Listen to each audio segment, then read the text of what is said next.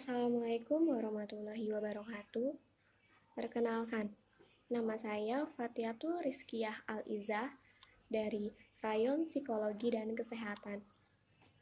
Manusia dalam bermasyarakat memiliki peranan penting bagi suatu sistem politik dalam suatu negara.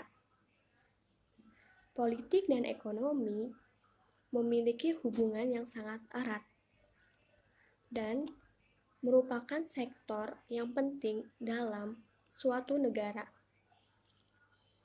Politik dan ekonomi, jikalau berdiri dengan sendiri, seperti politik berdiri sendiri, ekonomi berdiri sendiri, niscaya suatu negara tersebut akan mengalami masalah yang besar. Seperti yang sudah dibilangkan tadi, karena mereka memiliki hubungan yang sangat erat. Baiklah, kita akan lanjut apa sih sebenarnya pengertian ekonomi dan politik. Yang pertama ialah pengertian dari ekonomi.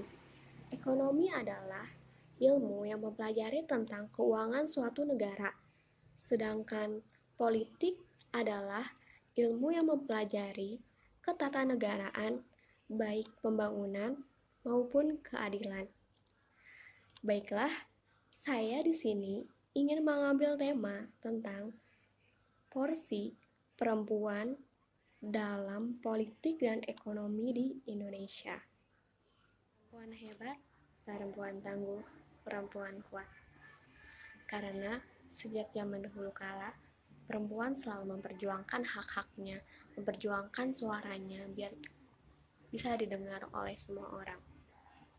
Bahkan perempuan sejak zaman dulu atau zaman sebelum Rasulullah hadir, bagi siapapun mereka yang melahirkan bayi perempuan, maka pada zaman itu bayi tersebut harus dikubur hidup-hidup.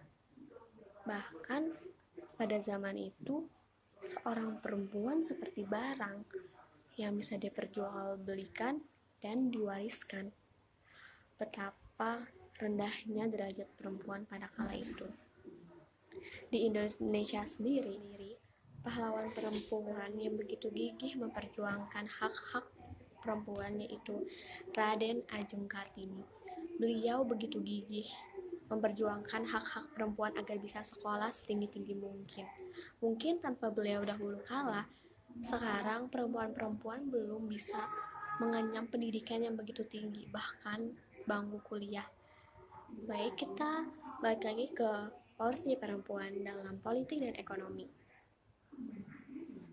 Perempuan saat ini sudah mulai aktif berpartisipasi dalam bidang politik pemerintahan di negara Indonesia. Pemerintah memberikan 30% kuota bagi legislatif perempuan. Mengapa 30%?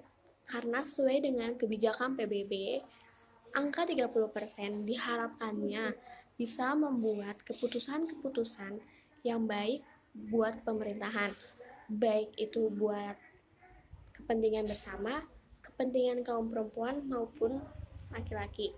Oleh sebab itu, angka 30% ini dipilih. Sejak tahun 2003, udah ada beberapa perempuan-perempuan yang sudah mulai terjun ke dalam dunia politik dan ekonomi.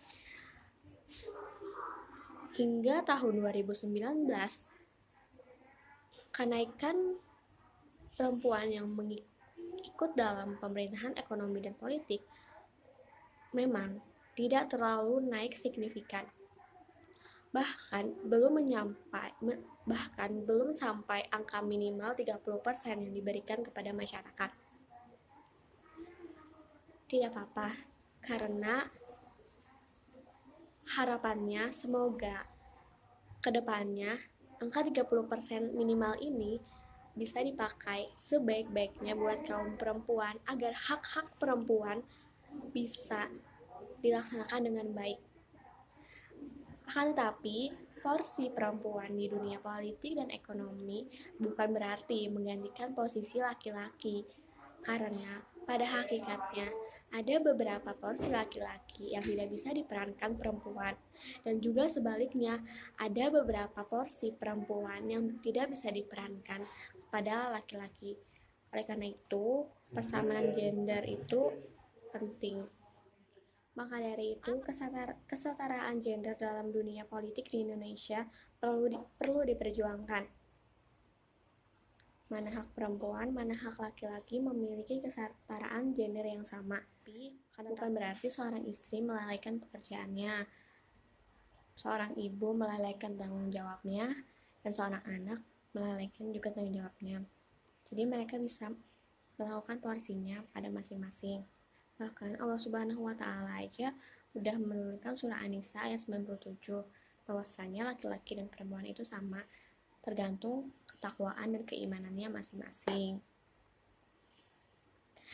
Sekian yang bisa saya sampaikan, kurang lebihnya mohon dimaafkan. Wassalamualaikum warahmatullahi wabarakatuh.